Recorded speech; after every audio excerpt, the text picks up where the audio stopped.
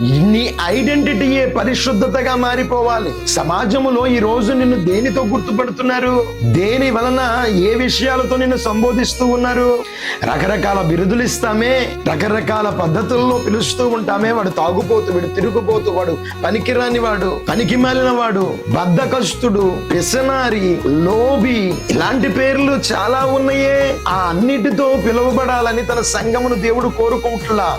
తను పిలిచిన, తను ప్రత్యేకించిన, తను పరిశుద్ధపరిచిన, తను నిలవబెట్టిన తన సంఘమును జనులు ఎలా పిలవాలని కోరుకుంటున్నాడంటే ఆయన వారిని పరిశుద్ధులు అని గుర్తించాలని, పరిశుద్ధులు అని సంబోధించాలని, పరిశుద్ధతను బట్టి వారిని ప్రత్యేకించి పిలవాలని దేవుడు కోరుకుంటూ ఉన్నాడు. అందుకనే పౌలు భక్తుడు కూడా సంఘమును ప్రోత్సహిస్తూ ఉన్నారు. 2, సంఘమునకు బాధ్యతను గుర్తు చేస్తూ ఉన్నారు. పరిశుద్ధతను గురించిన బాధ్యతను గుర్తు చేస్తూ ఉన్నారు. పరిశుద్ధులుగా పిలవబడవలసిన మనము, పరిశుద్ధతయే అలంకరణగా మార్చుకునవలసిన మనము, ఆ పేరు కాకుండా వేరొక పేరుతో పిలవబడితే మన తండ్రి అయిన దేవుడు ఎంత బాధపడుతూ ఉంటారు.